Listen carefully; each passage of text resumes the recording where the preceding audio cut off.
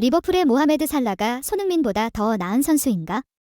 최근 리버풀의 모하메드 살라와 토트넘의 손흥민 중 누가 더 우수한 선수인지에 대한 논쟁이 화제를 모으고 있다. 2023년 발롱도르 발표 시 많은 사람들이 살라가 11위에 오른 것에 놀라며 불만을 표현했고, 반면 손흥민은 30명의 후보 명단에조차 이름이 없었다. 리오넬 메시는 당연히 아르헨티나의 2022년 월드컵 우승 및 앨런 시어러의 시즌 골 기록을 깨면서 스포트라이트를 받았다. 에를링 할란드는 38경기에서 36골로 2위에 올랐다. 킬리안 음바페는 월드컵 결승에서 해트트릭을 기록했지만 3위에 그쳤다. 그렇다면 모하메드 살라는? 그는 전 시즌 우승팀인 맨체스터 시티의 여러 선수들 뒤에 11위에 머물렀다. 리버풀이 챔피언스 리그에서 멀리 나아가지 못하고 프리미어 리그 우승도 차지하지 못했지만 살라는 인상적인 개인적 플레이를 보였다. 이로 인해 큰 논쟁이 일어났다. 살라가 이 위치에 있어 마땅한가? 그리고 손흥민이 시즌에서 훌륭한 플레이에도 불구하고 30명의 선수 명단에 왜 포함되지 않았는가?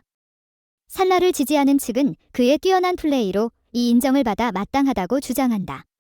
반면에 손흥민의 지지자들은 그가 토트넘의 중심이자 프리미어 리그의 최고 선수 중 하나임에도 불구하고 왜 그가 무시되었는지 이해할 수 없다고 한다. 오늘 우리는 국제적으로 화제가 되고 있는 문제와 스카이 스포츠의 보도에 따른 토트넘에서 새로 임명된 감독 포스테코글루가 손흥민을 중심으로 해리 케인 대신 팀을 재구성하려는 의도를 갖고 있다는 세부 정보를 제공하겠습니다.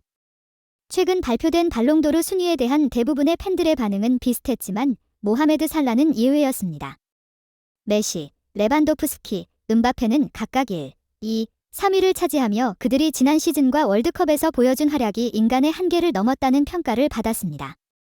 메시는 아르헨티나를 카타르 월드컵 우승으로 이끌었고, 할란드는 프리미어 리그 시즌 골 기록을 갈아치우는 등 활약했으며, 음바페는 월드컵 결승에서 해트릭을 기록했음에도 불구하고 프랑스는 준우승에 그쳤습니다.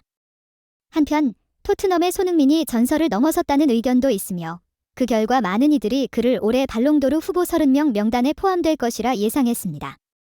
손흥민은 토트넘의 살아있는 전설로 자리매김하였으며, 은퇴 후 그는 그가 세운 성과로 프리미어 리그 명예의 전당에 이름을 올릴 것입니다. 이러한 맥락에서 가장 논란이 되는 문제는 손흥민이 이번 시즌 발롱도르 경쟁에서 11위에 올랐던 살라보다 떨어진다는 것인지 아닌지입니다. 일부 축구 팬들은 살라 역시 손흥민과 동일한 수준의 훌륭한 선수라고 생각합니다. 살라는 여러 차례 프리미어 리그 득점 왕에 올랐으며 프리미어 리그 우승도 경험했고 UEFA 챔피언스 리그 결승에서는 토트넘을 상대로 승리도 거머쥐었습니다. 이집트의 특성을 고려할 때 국가대표팀 수준의 타이틀을 제외하면 살라가 축구 선수로서 얻을 수 있는 거의 모든 우승 타이틀을 경험했음을 알 수 있다. 사실 손흥민은 살라만큼 많은 타이틀을 가지고 있지 않기 때문에 대부분의 축구 팬들은 살라를 더 높게 평가한다. 그러나 경력만을 기준으로 하지 않고 순수한 재능만을 고려했을 때 이야기는 완전히 달라질 수 있다. 두 선수의 상황을 객관적으로 바라봐야 한다. 살라는 리버풀의 화려한 공격 트리오인 그와 사디오 마네, 로베르토 피르미노의 일원이었다. 살라가 탁월한 선수임에도 불구하고 마네와 피르미노와의 조합은 예측하기 어려운 시너지를 만들어냈다. 그 후 메시의 발롱도르를 위협했던 버질 반 데이크와 같은 견고한 중앙 수비수의 합류로 살라는 수비 라인에서 큰 지원을 받아 공격 라인에서 자유롭게 활동할 수 있었다. 반대로 손흥민의 상황을 살펴보면 토트넘의 죽음의 공격 라인기 정점에 다다랐지만 그들은 챔피언스 리그에서 우승하는 데 실패했고 결승에서는 해리 케인이 많은 주목을 받았다. 그 후 델레 알리와 에릭센 같은 선수들의 하락세가 뚜렷해지면서 새로 합류한 페리시치와의 갈등이 손흥민에게 문제를 일으켰다. 이러한 상황에서 포스테코글루 감독이 합류했을 때 그는 무리뉴 감독 체제에서 잠시 손흥민에게 유리한 환경을 조성해 주었다. 이탈리아 출신의 콘테 감독은 아무도 예상하지 못한 전략을 도입해 손흥민을 불리하게 만들었고 결국 그는 떠나게 되면서 토트넘은 한 시즌 동안 3명의 감독을 만나게 되는 처참한 상황에 직면했다. 하지만 살라가 실수할 때 그는 괴물 수비수 반데이크의 지원을 받았으나 손흥민은 에릭 다이어와 산체스만이 그의 편이었다.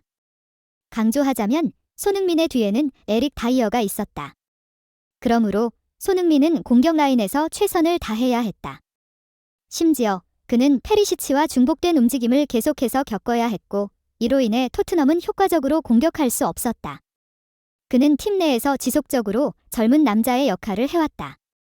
살라는 같은 수준의 선수들과 함께 뛰면서 탁월한 경력을 쌓을 수 있었다. 살라가 능력이 없는 것은 아니다. 그러나 이번 시즌 득점 순위에서 볼 수 있듯이 손흥민의 10경기 중 8골은 연속된 플레이에서 나왔으며 반면 살라는 페널티킥에서 3골을 기록했다.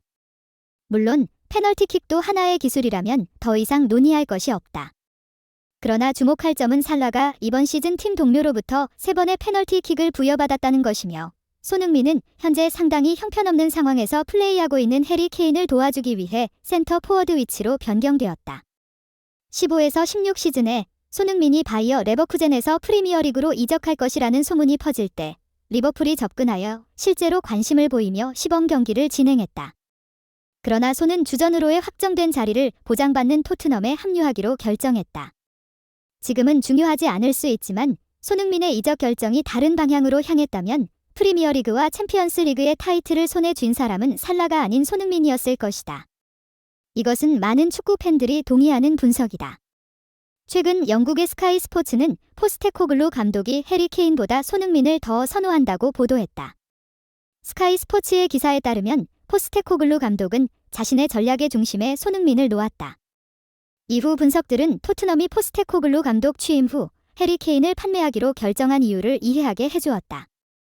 이번 시즌 센터 포워드로 출전할 때 손흥민은 지속적으로 상대 수비 라인을 돌파하는 순간을 창출했으며 단단한 수비를 깨트리고 공격 시도에서 최선을 다했다. 이러한 스타일은 빠른 속도가 없는 해리 케인에게는 맞지 않다. 케인은 골 넣기 위한 타겟 포워드로 자신에게 오는 패스를 골로 변환하는 데 전문성을 지니고 있다.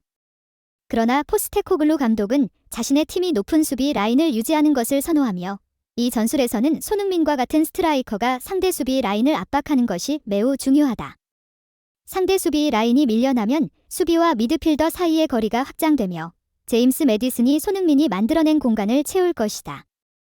손흥민은 이러한 스타일에서 매우 전문적이며 세계에서 그와 같이 수비 라인을 파괴할 능력을 지닌 선수는 드물다.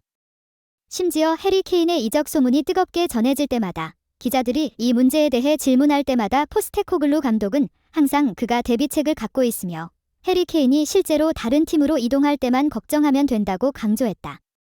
새로운 관점에서는 이 감독이 인터뷰에서 자신감을 보이는 이유는 손흥민을 뒤에 두고 있기 때문이라는 주장이 있다. 이것은 많은 축구 전문가와 토트넘 팬들로부터 긍정적인 평가를 받았다. 여기까지가 오늘의 뉴스입니다. 채널 구독 및 좋아요 버튼을 눌러주시면 감사하겠습니다. 시청해주셔서 감사합니다.